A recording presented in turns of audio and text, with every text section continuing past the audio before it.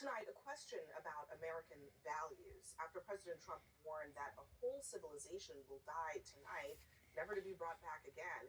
He has since delayed that threat now for 2 weeks, but it still sent shockwaves all over the world, including the Vatican. Today, as we all know, there was also this threat against all the people of Iran. This is truly unacceptable. There are certainly issues of international law here, but much more. It's a moral issue for the good of the people entirely.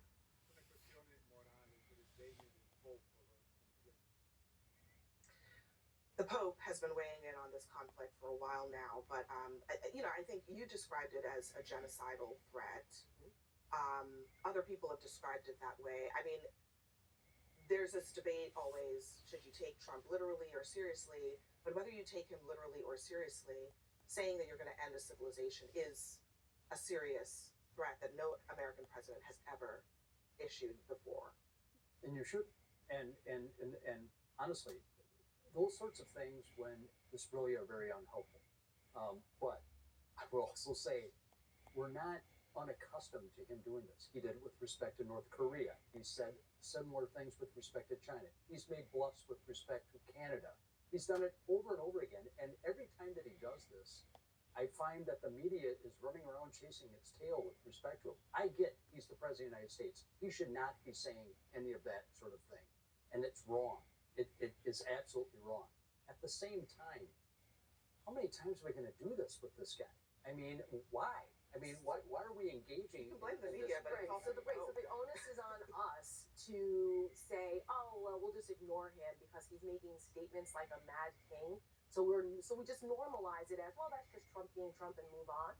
Is this someone that you would tell your kids that you should look up to this guy and believe what he says, with the president of the United States, or just, well, you can go around and say whatever you want, threaten to, annihilate civilizations and just, it's the media chasing its tail every time he says something like that. In fact, I've said exactly the opposite to my kids. I have said exactly the opposite. I'm glad. Yes, so why is the standard different for the president of the United States? You wouldn't let your kids get away with talking like that. Happened over and over and over again. Yes, and he wasn't.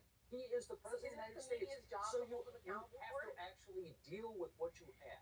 Right. And what we're dealing right now is with a president that, again, I take the view, and I know it's a minority view, what he has done with respect to Iran has been good for society. It's been good for the world. Hamas has been degraded. Hezbollah has been degraded.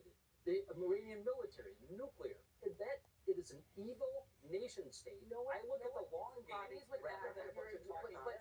We're not, like I said, we're doing the service to Mad Kings. Mad Kings haven't said things like that since going back to Genghis Khan. This is not even unprecedented in modern times. It was unprecedented even in medieval times to say things like this. And what a president says matters. It's not enough to say, well, that's just Trump, and let's not chase our tails around this. We have politicians at this table. When politicians speak, what they say, the way they say it matters and ought to matter.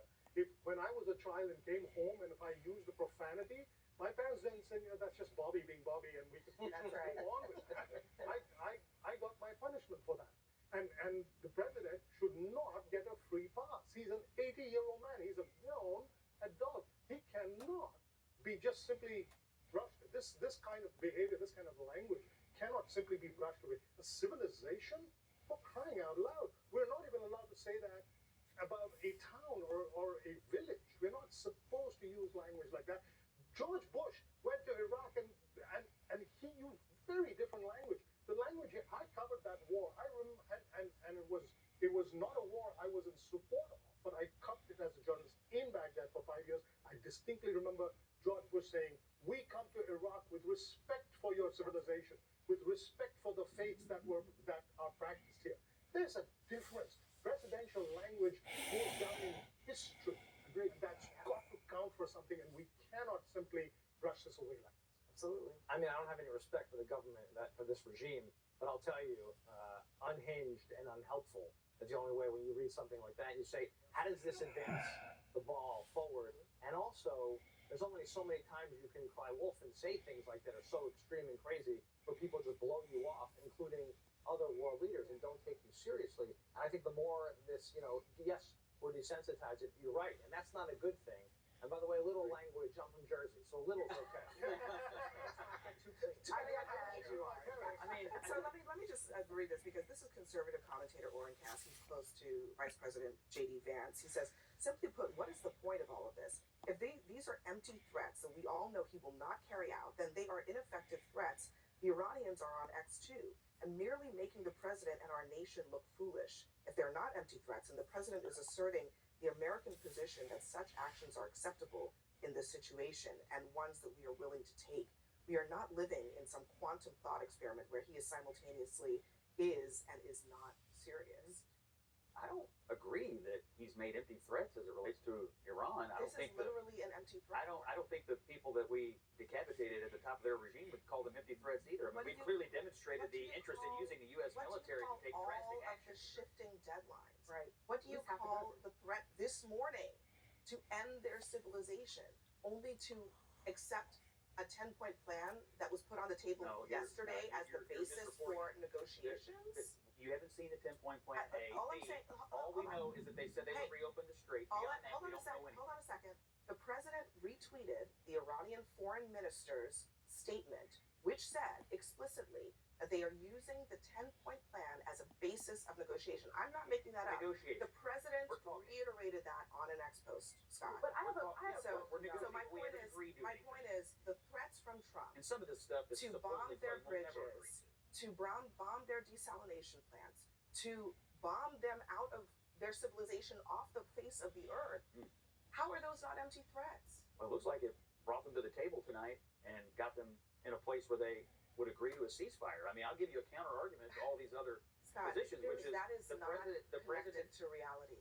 We have a ceasefire. Tel Aviv is still under attack. The same table that we have tonight is the table that existed yesterday, in large part.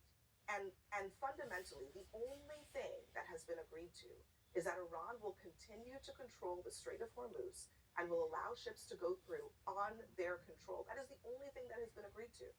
The strait is going to be reopened, and we're going to negotiate about the rest. Beyond that, we don't really know much of anything. But I will tell you, yesterday, Iran was saying, we're cutting off, talks. We're not going to continue the talks. The president uses some extreme language, and all of a sudden, voila, tonight, we had a ceasefire for 2 weeks. Why can't we just say, you know what? Maybe we have achieved military objectives. Maybe we have taken down their military and their ability to export terror. Maybe we have decimated their missiles. Maybe we've buried the nuclear material, and maybe we've got 2 weeks. We make the world a safer place. Why can't we look at this as a glass half full moment, as opposed to, but then why we have to make it negative for Donald Trump. Why can't you just acknowledge that what Donald Trump said this morning was abhorrent and that no president should ever threaten annihilating a civilization? Why can't you just acknowledge that? Look, he's talking to them in the way he thinks he needs to talk to them. Why can't you acknowledge that? Because that is something that no president in the United States can say. Number one, and number two, I gave him the space to negotiate with the Iranians the best way he knows how. All right, well, let me just ask a final question, Scott, for the record. Do you think it's acceptable for the president to threaten to annihilate a civilization? I think it's acceptable for the commander-in-chief to deal with these people in the best way that he can. Is that a yes or a result? Is that a yes or is it a no? So that's a is that a yes or a no?